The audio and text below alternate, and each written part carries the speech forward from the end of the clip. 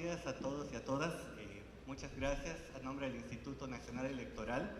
Les agradecemos el estar aquí acompañándonos en este evento muy importante para nosotros, que es la presentación de 2 nuevos cuadernos de la colección Árbol que el Instituto Nacional Electoral publica con el fin de llevar a cabo la educación cívica y la aportación de valores para los niños de nuestro país. En ese sentido, agradecemos a todos ustedes, los niños y las niñas que nos están acompañando. Esperemos que estos libros, cuando ustedes tengan la oportunidad de leerlos, les gusten y aprendan algo de ellos. Para llevar a cabo este evento, nos acompañan en esta mesa la licenciada Teresa Vicencio, que es la autora y coordinadora del proyecto Árbol del Instituto Nacional Electoral.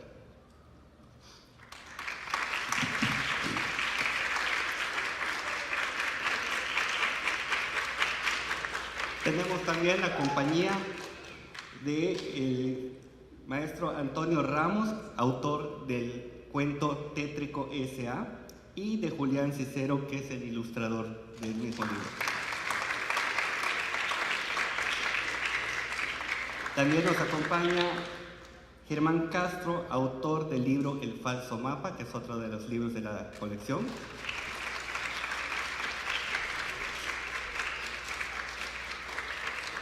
Y la consejera Marimar Trejo del Instituto Estatal de Participación Ciudadana de Yucatán, del IEPAC.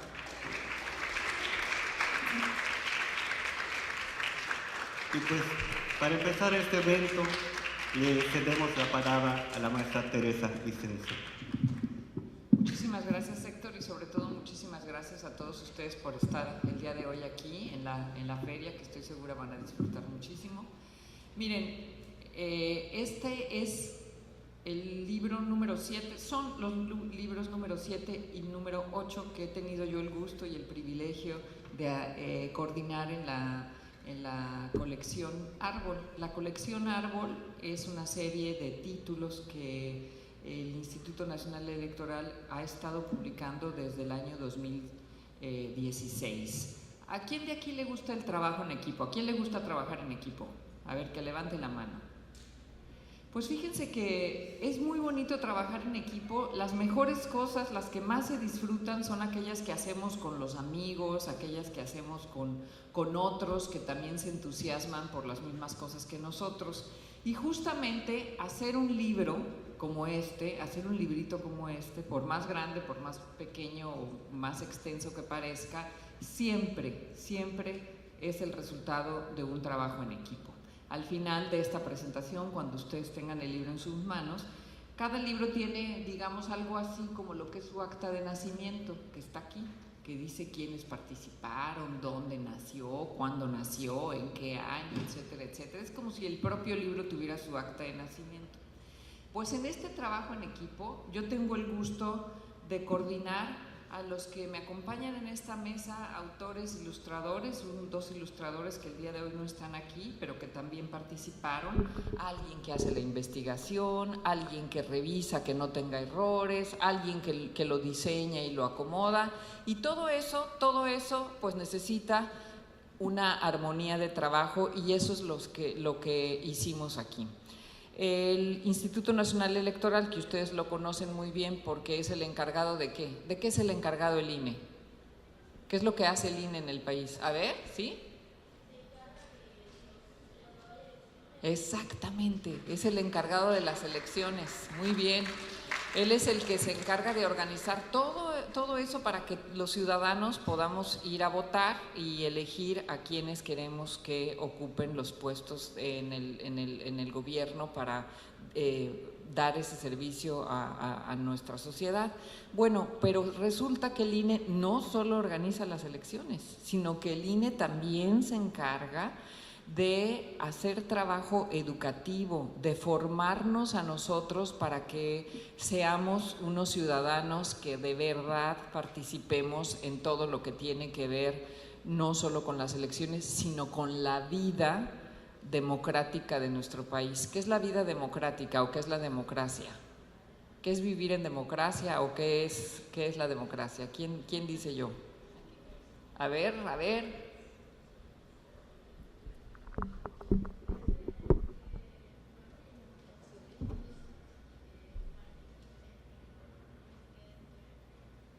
Bien, acaba de decir una palabra clave que es participar.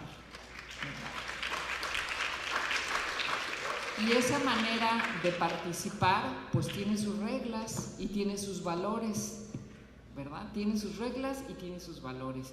Y de eso es de lo que vamos a hablar el día de hoy aquí, y de eso se trata la colección Árbol, de eso se tratan los títulos de la colección Árbol que el INE prepara precisamente para todos ustedes, porque el INE lo que quiere es que cuando ustedes ya tengan 18 años y cuando ustedes ya vayan a votar, pues sean ciudadanos que tengan el gusto de participar y de que sepan que su participación es muy importante para seguir construyendo esa democracia que es la que queremos que se fortalezca. Bueno, pues voy a darle ahora ya la palabra a nuestro coordinador para empezar con algunas de las presentaciones. Muchas gracias. Muchas gracias a la maestra Teresa. En este momento le pediríamos al autor del cuento Tétrico S.A. y al ilustrador Antonio Ramos y Julián Ciceros, si son tan amables de comentarnos acerca de este nuevo libro.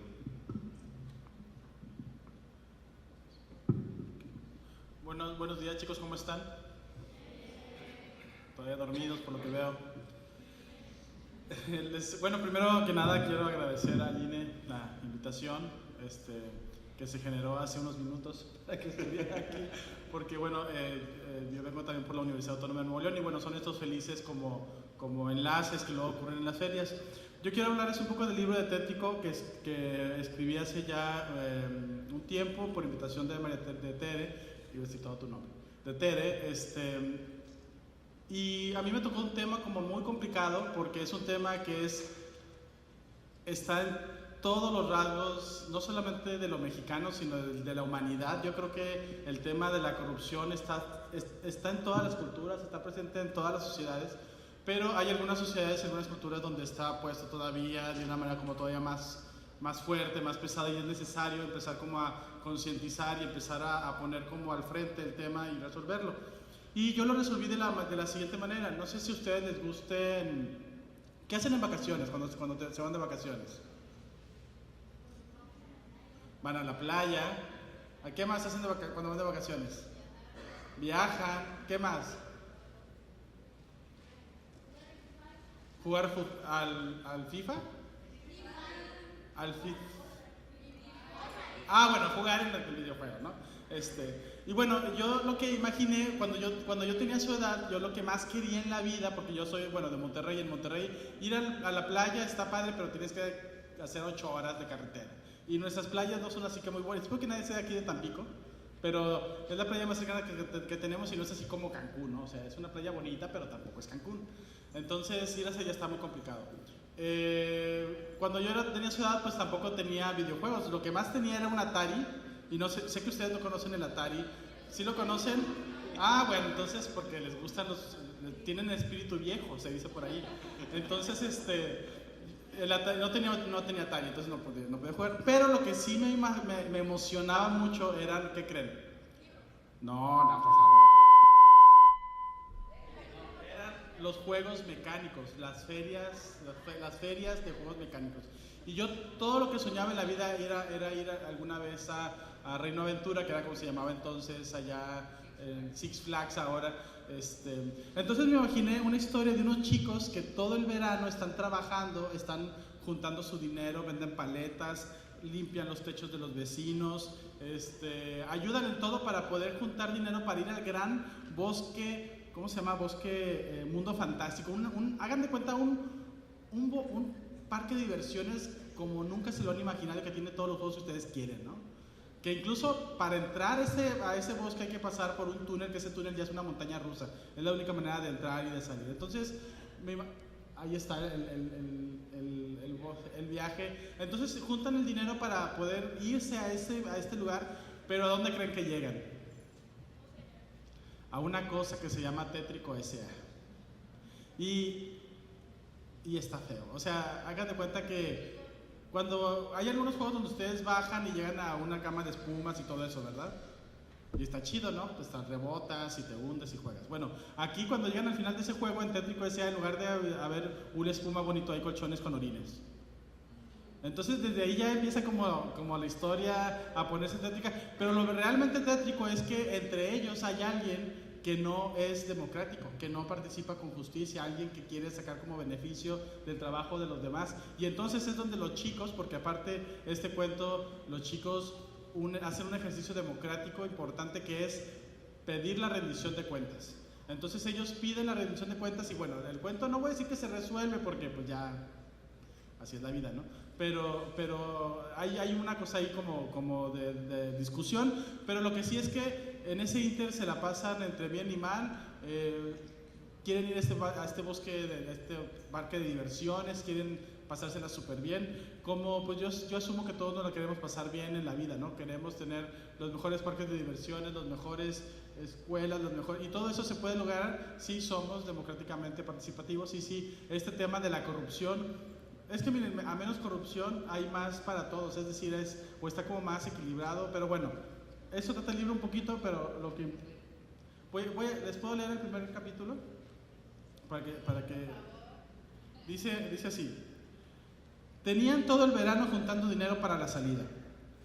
Acompañada de su pequeña hermana, a quien cuidaba algunas tardes, Mildred había vendido de casa en casa paletas de dulce y de chamoy y también galletas que el año pasado había aprendido a hacer cuando era niña scout.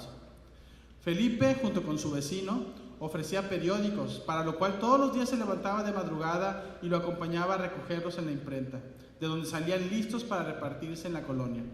Por su parte, Marcelo había limpiado muchos techos de los vecinos para bajar ocas secas, pelotas agujereadas, bicicletas sin manubrios, botes con agua de lluvia estancada e incluso les había dado de comer a los perros que a veces vivían en ellos. Félix, en cambio, había ahorrado los domingos que le daba su abuelo y, para sentirse parte del esfuerzo colectivo, les ayudaba a los demás en todo cuanto podía, sin que le pagaran, e incluso con el dinero que a veces le regalaba la tía Tere, hermana de su papá y dueña de la casa donde vivían, compraba algunos dulces que compartía con los demás al finalizar la tarde del último día de la semana, cuando ya las horas se habían desmoronado en nada, solo en una quietud amodorrada que se quedaba a su alrededor y los dejaba cansados, lentos, sentados sobre una banqueta alta de la calle, viendo pasar algunos coches y la brisa del atardecer que se iba enfriando conforme se adentraba la noche. Y justo en ese momento, como en los últimos 6 domingos del verano, Marcelo, el mayor de los amigos, iba a su casa y volvía con el folleto publicitario del Bosque Fantástico, el mayor centro de diversiones del país, que contaba con la mejor montaña rusa de toda América Latina, el Meteoro Fire, que podía acelerar a más de 100 kilómetros por hora en picada y que además tenía parte del camino por debajo de la tierra para darle impresión, al acercarse a ella, de una colisión explosiva.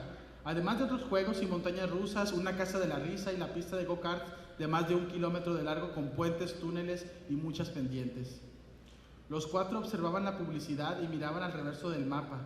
Debían comprar en la central de autobuses el boleto del camión para ir al parque, justo en la ventanilla fantástica como aparecía en los comerciales de televisión. Y ya desde el autobús la fiesta prometía. Contaba con pantallas de televisión en lugar de ventanillas por las que se podían ver hasta 5 películas distintas o jugar videojuegos. Te daban de comer palomitas hasta que te hartabas y también había agua de limón. Imagínense, ¿quién quiere ir a este parque de diversiones? Pues pueden ir, y aquí diré leyendo el libro. Es que siempre decimos eso, ¿verdad? Pero pueden ir leyendo el libro y imaginarse este parque de diversiones. Y si ya si les gusta mucho el libro y el parque, pues pueden también hacer su propio parque de diversiones y bueno, convertirse en, ¿cómo se dice? No, cuando uno tiene mucho dinero, en un millonario de los juegos de los bosques y todo eso. Bueno, ya estoy devariando, porque también es temprano. Gracias.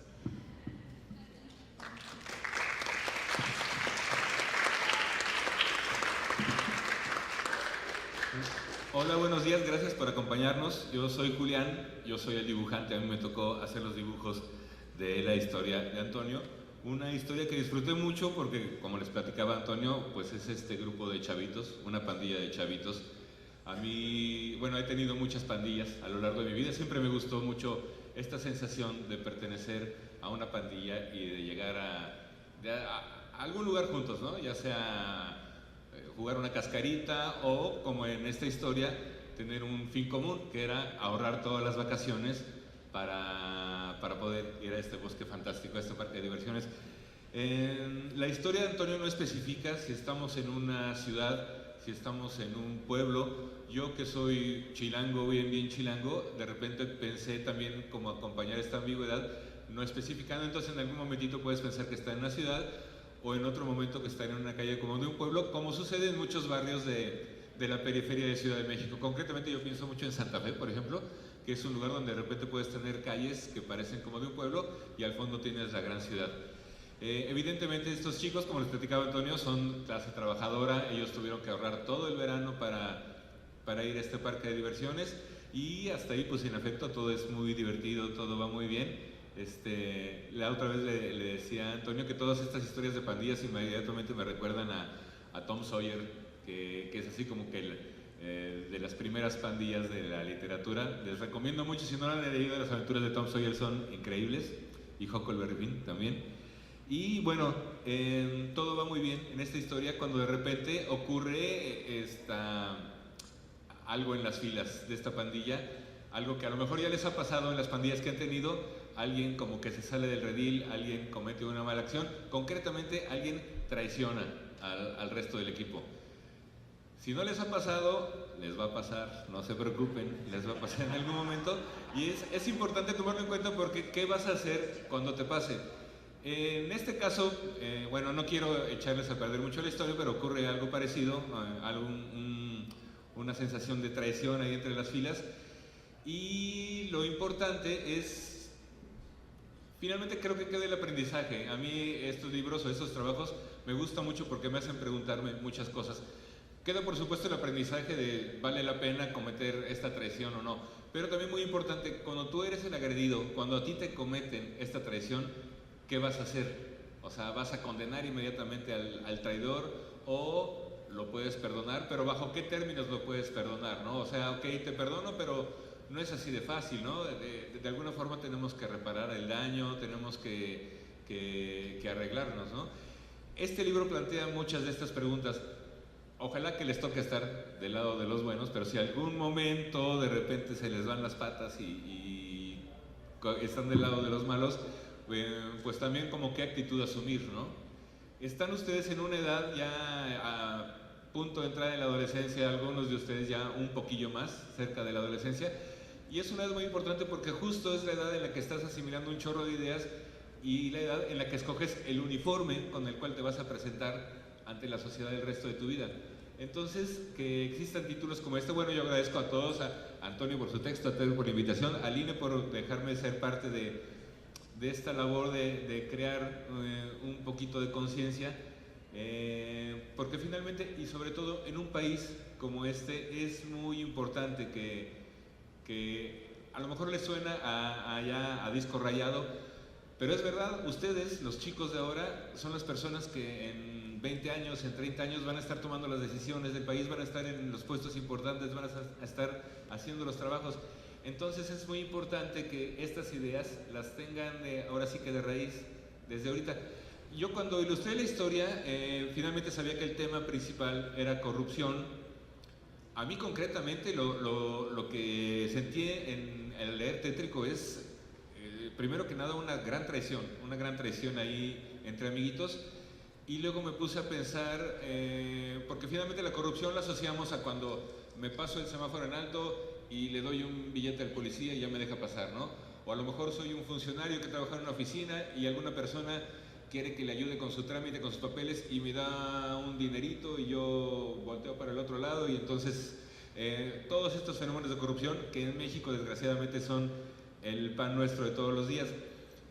Me puse a pensar en qué sentido esto que yo siento como una gran traición participa como la corrupción, y anoche justo platicando con Tere en la cena dijimos, es que justo un acto de corrupción es una traición a un sistema, a un orden al que aspiramos tener, a un orden de justicia, de igualdad, de que cada quien reciba lo que merece por su trabajo. Entonces finalmente todas estas acciones de traición, nuevamente les va a sonar a cliché, pero es es, por así decirlo, alta traición a la patria, ¿no? Si tú participas en estas pequeñas corruptelas, pequeñas corrupciones, a la larga, cuando a ti te toque vivir una injusticia, cuando tú seas víctima de la corrupción, pues no podrías reclamar, ¿no? Finalmente fuiste parte de ella y la alimentaste, pusiste tu granito de ella, de arena en la corrupción. Entonces, bueno, ojalá y les guste muchísimo el libro, ojalá y se diviertan leyéndolo tanto como a mí me tocó, ojalá les gusten los dibujos y ojalá y les deje no las grandes verdades, sino las grandes preguntas. Ahorita las grandes preguntas y a lo largo de la vida pues les deseo que tengan muy buenas respuestas todos ustedes. Muchas gracias.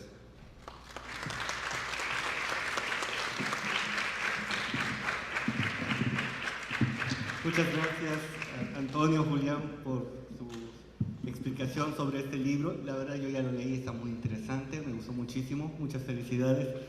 Y vamos a ceder la palabra a Germán Castro, que es quien se encarga de hacer los dibujos del libro El falso mapa. ¿Cómo están? Yo no tengo cara de dibujante, ¿verdad? No, yo escribí los textos.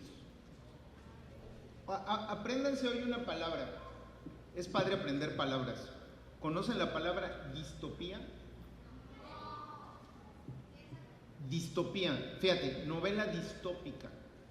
Se oye bien acá, ¿no? Bueno, hoy pueden aprender esa palabra y empezar a presumir que ustedes sí la saben decir y saben qué significa. ¿Saben qué es una utopía? A ver, ¿quién sabe qué es una utopía? ¿Qué es? Ándale. El paraíso está atrás. Se supone que el paraíso es el principio, ¿no? La idea que hay normalmente de paraíso es antes de la historia. La utopía es una palabra que se le ocurrió a un señor que se llamaba Tomás Moro, más o menos hace 500 años, y es muy fácil saber qué es una utopía. Utopía es una palabra que sacó del griego, del idioma griego. U es no, y topos es lugar, o sea, un lugar que no está, un lugar que no existe. Entonces este cuate se imaginó una isla, la isla de Utopía, en donde todo era perfecto. O sea, la gente no robaba, los jardines estaban padrísimos, no había pobres, no había ricos, todos eran felices, todos se llevaban a todo dar. Desde entonces llamamos pensamiento utópico a esta idea de que en el futuro nos va a ir padrísimo, ¿no? Bueno, como hay gatos blancos, pues hay gatos negros, y cuando a alguien se le ocurre algo para acá, a alguien se le ocurre algo para acá. Entonces en el siglo pasado, en el siglo XX, a alguien se le empezó a ocurrir lo contrario a la utopía, que son las distopías. Es decir, se les empezó a ocurrir a muchos que en el futuro nos fuera muy mal. ¿Qué pasaría si? ¿Va?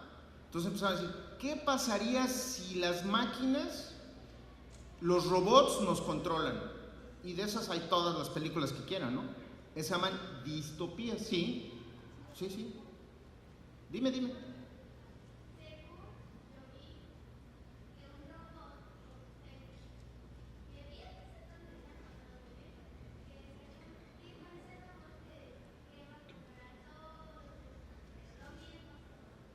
Hay muchas como esas. Es la idea, tantito, de que en el futuro nos va a ir muy mal por algo. Pueden ser los robots, bueno. Y una idea distópica muy común es de que de pronto alguien controla a todos y se vuelve un tirano, un dictador, un malvado. Bueno, Tere, que está aquí a mi lado, tuvo la maña de invitarme a escribir una historia que hablara de la corrupción.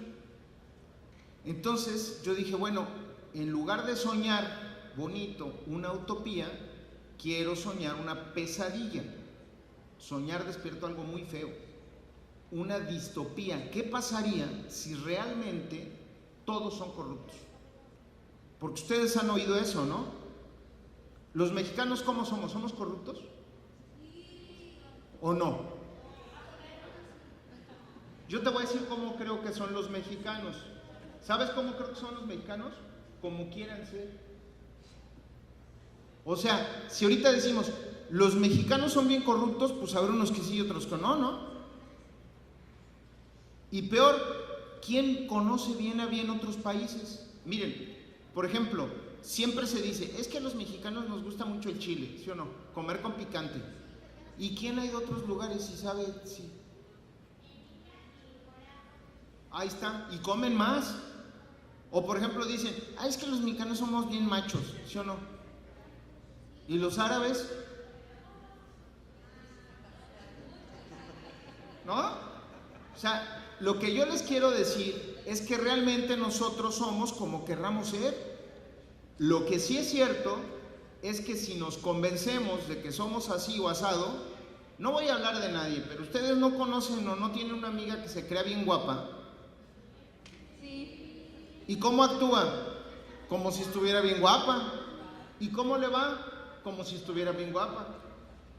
Y si tienen un amigo que se siente bien feo, ¿cómo actúa? Como si estuviera bien feo, ¿o no? Entonces yo sí creo que si de pronto el jefe del grupo dice, todos los de aquí somos malos, puede que no la creamos, ¿no? Esto que escribí y que dibujó un amigo que se llama Ricardo y otro amigo que se llama Pepeto, es una historieta que se imagina uno un mal sueño, una pesadilla, una distopía. ¿Qué pasaría si todos somos corruptos?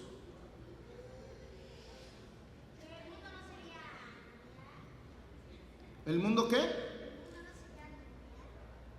Sería horrible, ¿no? Porque tendrías desconfianza de todos, ¿sí o no? Ahora yo entonces les pregunto, ¿nos conviene pensar que todos los mexicanos somos corruptos? Porque ¿quién lo dice? Pues tú, ¿y tú de dónde eres? ¿Verdad? Entonces, con esta novela, lo que yo traté de hacer es que nos imaginemos cómo podría ser el mundo si todos fuéramos realmente mala onda. La corrupción, Tere lo explicaba, Julián lo explicaba, tiene que ver con una onda que es llevarte mal con todos, porque todos necesitamos a los demás. ¿O no? ¿Alguno de ustedes se ha puesto a pensar lo que significa que te pongan una vacuna? Si tú llevas a tu hijito chiquito a que le pongan una vacuna, tú tienes que tener confianza de que la enfermera sepa poner la vacuna, ¿no? Y que el liquidito ese que traes sirva. ¿O no? Les voy a contar algo bien feo. En Estados Unidos, a algunos locos se les ocurrió empezar a decir que las vacunas no servían y que mataban niños. Y que eran un plan mundial que no sé cuánto. ¿Y saben qué pasó? Que en algunos lugares en donde alguna gente le hizo caso, no llevaron a los niños a vacunar. Y algunas enfermedades que ya estaban erradicadas, es decir, que ya habíamos controlado, empezaron a resurgir. Eso es lo que pasa cuando no confiamos en los demás. Es decir, ¿qué creen? ¿Verdad que se dice que está muy mal ser prejuicioso?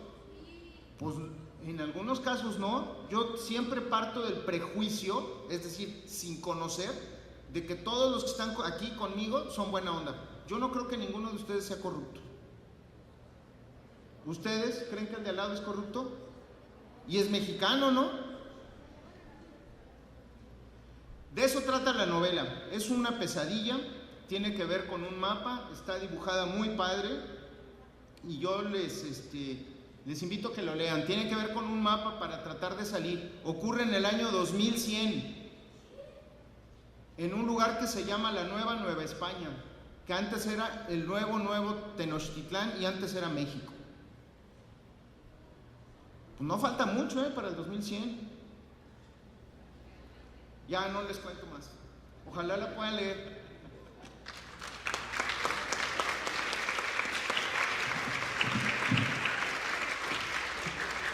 Muchas gracias. Sí, adelante, por favor. ¿Cuánto cuesta? ¿Cuánto cuesta? Una lana. No es cierto, es gratis. Bueno, no es gratis. Ya la pagamos todos con nuestros impuestos. Y es de todos, si no a ustedes ya no les cuesta nada.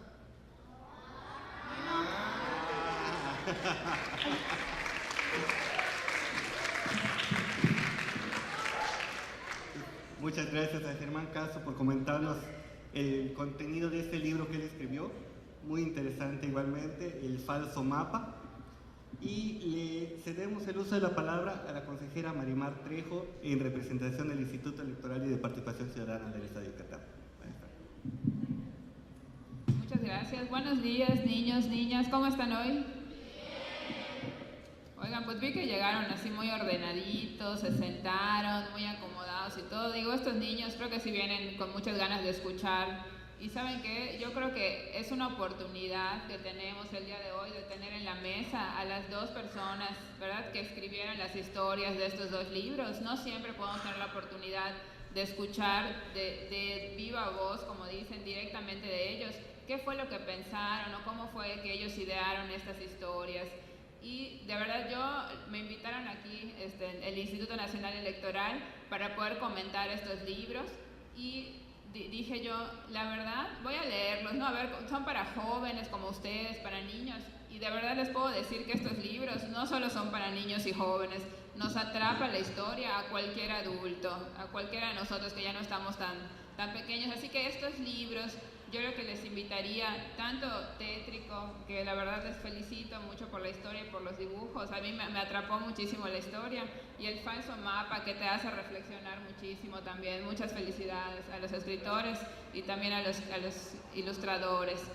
Miren, yo lo que les invito a estos libros, pueden tomar ustedes dos opciones, pueden leerlos ustedes solitos y decir, yo quiero leer este libro y ver qué voy a pensar, qué voy a reflexionar, pero también estos libros traen al final, cada uno de los libros traen 3 hojas que dicen para dialogar y reflexionar. Y es muy importante que estos libros, veo acá algunos maestros, maestras también, estos libros se pueden utilizar también en clase para hacer alguna dinámica, para leer en conjunto, porque también la lectura en grupo, comentada, enriquece muchísimo las ideas, ¿no? Porque a veces tú puedes leer un libro, pero tu amigo, tu compañero o alguien como que vio otra idea que tú no viste, entonces empezamos a compartir esas ideas y pues nos enriquecemos más juntos, ¿verdad?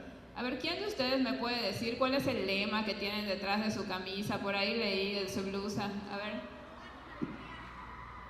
Educar con alegría. Gracias, educar con alegría. Me llamó la atención esa frase, porque además de lo que queremos en el Instituto Nacional Electoral y en el Instituto Electoral Estatal, también es educar, como dicen, en la alegría, pero educar para la paz y educar para la felicidad. Eso es muy importante, que se nos quede grabado. Lo más importante en la vida, de verdad, chicos y chicas, es ser felices, ¿verdad? Y entonces, para ser felices, ¿qué necesitamos? Necesitamos tener un mundo, un lugar donde haya paz, donde haya armonía, donde, si por ejemplo, no sé, cuando ustedes se han peleado con alguien alguna vez, una discusión, ¿y qué hacen cuando se pelean? ¿Quién dice qué hace cuando se pelean? No se puede decir la palabra. Bueno, cada una de ustedes tiene diferentes maneras de resolver esos problemas que seguramente ya han tenido cuando se pelean con un amigo, con una amiga. Pero acá en los libros nos enseñan que debemos resolverlo hablando, con el diálogo. Sí, hay 3 cosas muy importantes que nos dicen, yo creo que los libros, la colección Árbol en general, que son la verdad, decir siempre la verdad y conocer las cosas, el diálogo, cuando tengamos una situación, un problema, resolverlo hablando, dialogando con nuestros compañeros y amigos, y exigir. Esta parte de la exigencia, si ustedes, algunos me imagino que ya saben qué es la corrupción, que ya se dijo acá, la corrupción, pero si leemos estos libros nos va a quedar más claro qué es esto de la corrupción y cómo podemos nosotros no llegar a ser corruptos, como nos decían los autores. Y si queremos estar en paz, estar en esta armonía, cuando leamos el falso mapa, veamos ese mundo que no queremos, ¿verdad? Vamos a vernos, estos 2 libros nos transportan, te empiezas a sentir como un protagonista dentro de este parque de juegos, o también sientes el momento cuando los niños que están, esta banda que nos platicaban, como que se sienten molestos, tristes porque sus amigos los traicionan o porque se pelean. Pero lo más importante es que lo resuelven dialogando, hablando, y yo a eso les invitaría, que los lean, que los vean, que disfruten tanto los dibujos como cada una de las palabras que están aquí escritas, y que realmente podamos, que ustedes que son el futuro el día de mañana, que ustedes estén en los puestos, que ustedes estén trabajando para el servicio de la comunidad, que ustedes sean ciudadanos y ciudadanas, que realmente resuelvan las cosas mediante el diálogo, que siempre digan la verdad y que siempre sean muy transparentes y exijan siempre esa transparencia. Yo les felicito por estar aquí en la Feria de la Lectura, a los maestros, maestras también que los traen aquí. Es muy importante fomentar la lectura en los niños porque eso nos va a hacer tener el día de mañana ciudadanos y ciudadanas comprometidos con cada uno de los temas que necesitamos para que nuestra comunidad y nuestro entorno y nuestra ciudad, que debemos nosotros amar porque aquí vivimos, entonces podamos ver que sea con una convivencia sana, pacífica y armónica. Muchas gracias por la invitación.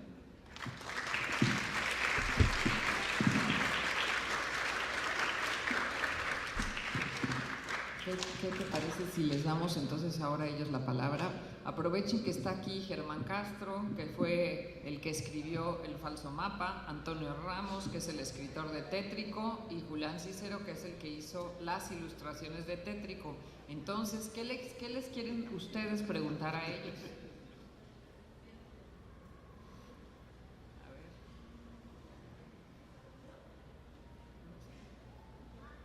¿Cuánto tiempo tardan en hacer un libro así?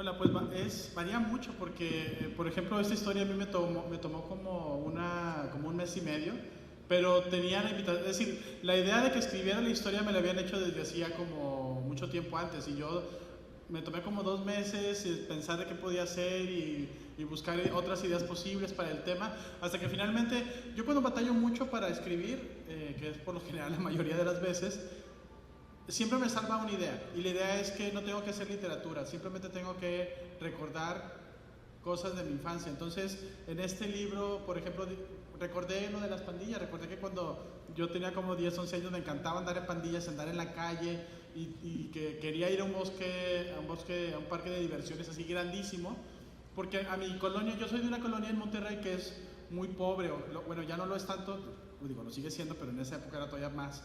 Y a veces iban ferieros, gente que ponía como 3 o 4 juegos de diversiones, juegos en terrenos baldíos.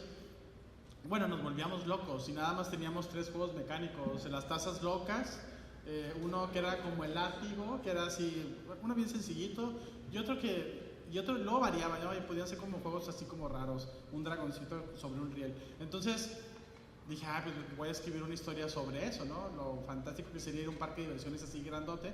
Y ya con eso puesto pude avanzar y me tardé como mes y medio en terminarlo, en corregirlo, en revisarlo y todo eso. Bueno, yo curiosamente también me tomé un mes y medio, justo, un mes y medio para realizar las ilustraciones. Y volviendo al tema de las pandillas, yo también, Antonio, me acordé de las pandillas en las que anduve. Por cierto, no pregunté hace rato, ¿alguno de ustedes tiene pandillas o forma parte de alguna pandilla? ¿Hay alguna pandilla presente? ¿Juntas están todos los miembros de alguna pandilla presentes? Bueno, se les recomiendo mucho porque son muy, muy divertidas, la verdad, y sobre todo estos periodos de vacaciones se disfrutan mucho en pandilla. Creo que se disfrutan más que cuando estás tomando. Sí, la connotación de malo, sí, una buena pandilla, ¿no? Un buen gag, sí. Bueno, hay pandillas de todos tipos también. Bueno, mes y medio, volviendo a la pregunta, mes y medio más o menos haciendo los dibujos. En mi caso es más sencillo, por así decirlo, porque a mí no me corresponde inventar una historia, la historia ya está hecha. Yo tengo que acompañar a la historia con dibujos, tratando de darle una lectura. Si yo me concreto específicamente a decir lo que puso Antonio, a lo mejor me estoy perdiendo la oportunidad de dar algo. Entonces yo con las ilustraciones lo que trato es pues un poco recrear este ambiente, tratar de a lo mejor transmitir alguna sensación, algún que no viene representado como palabra en el texto, pero que sin embargo a mí el texto me lo transmite. Entonces trato de comunicar pues esta onda de la diversión, la aventura, la incertidumbre cuando llegan a este lugar, al tétrico S.A. en vez de llegar al bosque fantástico. Sí, bueno, en mi caso, hablando un poquito de la técnica, yo primero hago bocetos muy rápidos en una hoja de papel, chiquitos, dibujos muy chiquititos, porque siento que pierdo menos tiempo.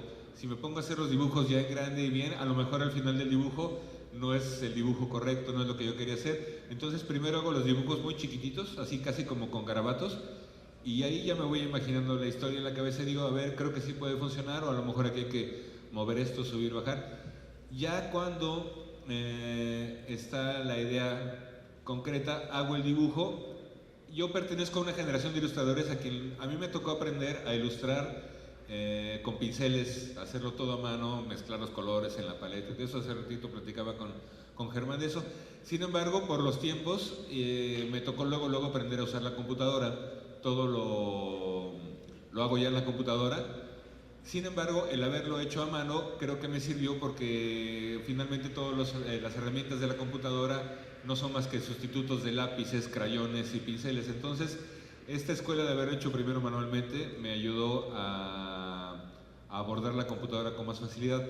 Eso sí, siempre dibujo a mano porque quiero que el trabajo tenga esta sensación del trabajo hecho a mano.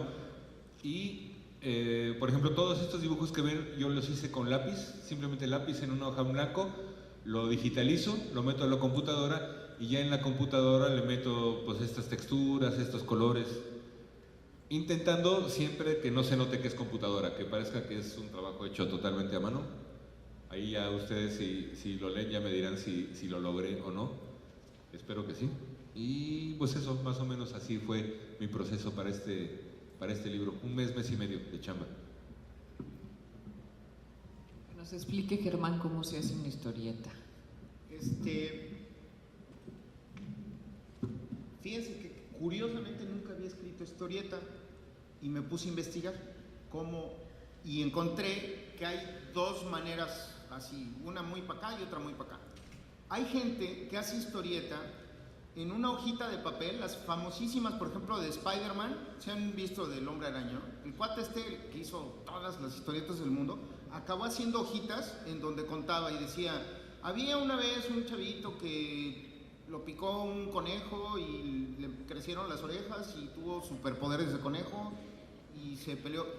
4 o 5 ideas, roban un banco y no sé qué, en una hoja de papel y se lo dan a un ilustrador. Y de ahí el ilustrador hace su santa voluntad. De tal manera que pues esas historias son con mucha creación incluso en la narración de los dibujantes, ¿no es cierto? Y en el otro extremo hay locos excesivos que ponen, en el cuadro 1 tiene que aparecer del lado izquierdo un cuate que tiene orejas de conejo, alas de murciélago, segrega baba como caracol y echa veneno y tiene que ser rojo y va a decir esto, es decir, muy detallado, ¿no es cierto? Entonces de estos dos extremos dije, bueno, esto lo hace la gente buena onda y de este lado lo hacen los locos y evidentemente yo estoy loco, entonces pues me puse a hacerlo muy detallado. Lo padre fue que después con Ricardo, con el ilustrador y con Pepeto, pues hicieron su santa voluntad. Entonces es muy padre porque en ese juego empiezas a encontrar sorpresas. Por ejemplo, hay un personaje, esto es en el futuro, en donde la gente se puede genético esculpir a sí misma, o sea, se hace una escultura. Entonces ese cuate le gustaban mucho los Beatles. Sí saben en la prehistoria que había un grupo que se llamaba los Beatles, ¿no? Bueno, los Beatles, ya saben que los dos cuates que componían todo eran John Lennon y McCartney. Entonces este cuate le gustaban tanto los Beatles que se puso la mitad de la cara de Lennon y la otra mitad de la cara de McCartney. O había un político que admiraba mucho a Churchill, un inglés, y pues hizo Churchill. Eso, la manera en que el dibujante lo lleva a cabo, pues ya es su onda, ¿no es cierto? Y hay un trabajo previo que en esta novela fue muy bonito, que fue el trabajo con Tere. Estuvimos dándole vueltas a cómo platicar de este asunto de la corrupción mucho rato, y yo traía una piedra en el zapato, que es el asunto de los ninis. ¿Sí han oído hablar de los ninis? De que ni estudian ni trabajan, ¿no? O sea, de que son chavos que pues no han encontrado trabajo, ya no están trabajando, ya no están estudiando y están en ese feo paréntesis en donde nada ocurre. Y cada que yo empezaba a escribir esta historia que tendría que ver con la corrupción, y yo platicaba avances con Tere, me decía, pues ya estás hablando de ninis y la corrupción, y en eso nos aventamos un buen rato, ¿no es cierto? Tanto que salieron otros trabajos sobre niños. Pero esto tiene que ver con eso, porque decía, bueno, ¿por qué yo quiero pegar tanto el asunto de los ninis con la corrupción? ¿Y qué creen? Sí tiene que ver. Porque la gran bronca de la corrupción es querer tú salirte con la tuya fregándote a los demás. ¿Sí o no? Y la bronca de no querer hacer nada, de no querer ni estudiar ni trabajar, también tiene que ver con no querer hacer algo por los demás. Imagínate algo, no tienes trabajo, no tienes escuela, pero la calle está sucia. Agarras una escoba y te sales a barrer y nadie te paga. Entonces yo te pregunto, ¿cómo te irá mejor? ¿Cómo te vas a sentir mejor? Si estás en tu casa todo deprimido diciendo, ay, no tengo trabajo, ay, no tengo tarea, ay, no tengo escuela, nadie me hace caso. O si sales y barres y nadie te paga, pero hiciste ejercicio. Y cuando te ve el vecino te va a decir, ay, buenos días, gracias que barrió. Y lo que es mejor, ¿cómo va a estar más padre la calle tuya en donde tú vives? En ese solo ejemplo van a ver que la corrupción tiene que ver también con esta gana de no hacer nada por los demás. Si todos hiciéramos algo en buena onda por los demás, pues nos iría mejor, ¿no? Bueno, ya me desvié. El caso es que la novela la hicimos entre mucha gente, platicando entre mucha gente y con ese esquema loco de pedirle cuadro por cuadro a los dibujantes que hicieran algo en especial, ¿no? Y así fue. Todo por computadora. ¿Alguna otra pregunta?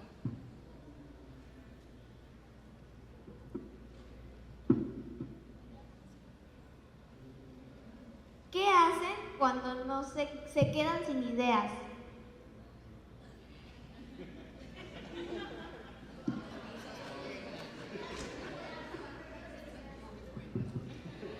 Yo por lo general me duermo. Pero si no hay idea, ¿para qué estoy afanándome por buscarla? Me voy a dormir y ya descansado.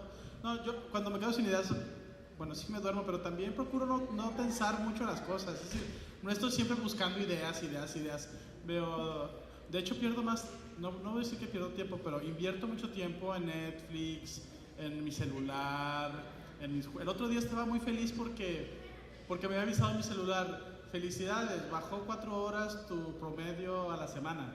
Y dije, ya la hice, ¿no? Y a la siguiente semana, felicidades, subió 8% tu dependencia al celular. Y yo, otra vez. Entonces cada semana mi celular me pone feliz y me pone triste porque... Y bueno, y leo mucho, ¿no? Leo bastante. Por lo general, como tengo un trabajo como muy pesado, en mi casa no puedo leer, pero es increíble cuando viajo, todos los tiempos muertos de traslados. Ahorita terminó una novela, venía para acá, terminó una novela maravillosa, un autor australiano que estaba muy loco. Hablando justo de la corrupción, tenía un problema con un diputado corrupto y bueno, no estuvo padre porque fue y lo valió. Entonces estuvo en la cárcel y en la cárcel empezó a leer y empezó a escribir y terminó convirtiéndose en un gran escritor, Adam Koch o algo así se llama, y la novela me encanta, está fabulosa. Entonces ahora leo mucho en los aviones. Yo me pongo a ver televisión, pero nunca dejo de dibujar. Me pongo a ver televisión, pero sigo con mi blog ahí dibujando y luego...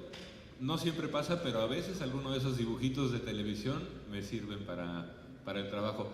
Como dice Antonio, el chiste es no estresarte. Si se te acaban las ideas, no te preocupes. Las ideas van a llegar. Dicen que los monjes del Tíbet pasan toda una vida para lograr poner la mente en blanco. Entonces, no me digas que eres más lista que los monjes del Tíbet y puedes poner la mente en blanco en un segundo. Las ideas constantemente están ahí, constantemente están dando vueltas en la cabeza. El chiste es como que no agobiarse, no confundirse y de repente pescarlas así como mariposas ahí con tu red. Las vas atrapando poco a poco. Perdón, Picasso tenía una frase que decía, cuando las musas te encuentren, que te encuentren trabajando. Entonces, si estás en el ajo, si no abandonaste del todo el trabajo, es muy posible que cuando llegue esa idea, ya, en mi caso que dibujo, inmediatamente se sale por la mano y ya queda ahí plasmada. Y saben también que cuando estoy comiendo, por lo general siempre estoy pensando bien. Yo te iba a decir, ¿quién preguntó de que se te van las ideas? Yo creo que nunca se te van las ideas. Creo que normalmente esta onda de que se te van las ideas es un pretexto para no hacer cosas o para no organizar tus ideas, porque como decía Julián, hay gente que hace ejercicios de meditación para no pensar en nada. Traten de hacerlo una noche, cierren los ojos y digan, no voy a pensar en nada. No sé, es muy difícil. O sea, quedarte sin ideas está canijo. Lo que te puedes quedar es sin voluntad de hacer. Y hay otra cosa que yo creo que es divertida. Hay un escritor que se llama Borges, bueno, se llamaba, argentino, y él decía que toda la literatura nada más se trataba de tres cosas: del amor, de la muerte y de los espejos. Que no más todo se trataba de eso.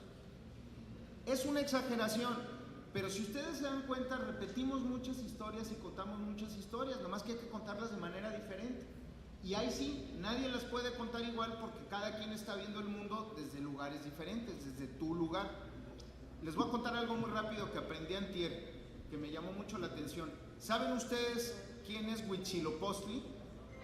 Huitzilopochtli era el dios principal de los aztecas, después mexicas, y era el dios de la guerra. Y si ustedes ven dibujos de Huitzilopochtli, era un hijo de la fregada, o sea, era un asesino malvado, duro como el sol. Bueno, ¿saben qué significa Huitzilopochtli? La palabra significa colibrí, colibrí zurdo. Entonces fíjense qué raro que el dios de la guerra, el asesino, sea un colibrí. A mí eso siempre me ha llamado la atención. Bueno, ahora, ¿qué aprendí? Aprendí hace una semana con algo que yo no sabía. ¿Saben ustedes quién era el dios de la guerra de los romanos? Que también eran geniales en la guerra. El dios de la guerra de los romanos se llamaba Marte. ¿Y saben cómo era Marte cuando era animal? Era un pájaro carpintero. Entonces dices, a ver, ¿cómo los aztecas y los romanos se les ocurrió cosas tan cercanas, tan parecidas? ¿Alguien podría decir que le copió? Pues no era posible. Entonces, también quítense un poco esa idea de quiero tener una idea única, genial, que nadie más haya tenido en la vida. Imposible. Somos 7,000 millones de personas. Alguien ya la tuvo o la tendrá o la está teniendo en este momento. La cosa es cómo la haces, cómo la proyectas y sobre todo que la hagas.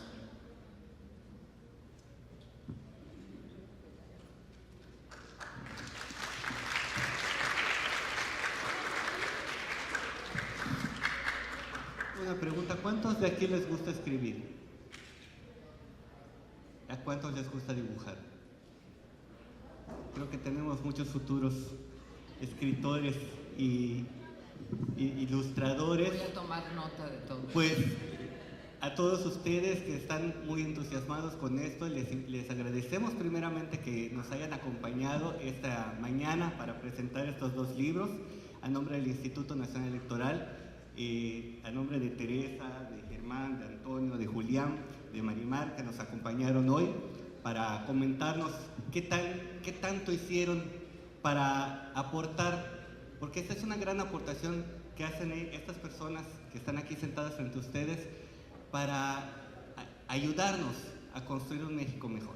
No solo un México mejor, a construirnos a nosotros mismos como personas mejores. Ojalá y les gusten muchísimo los libros, a mí me encantaron los dos libros y pues muchas gracias, sigan insistiendo con sus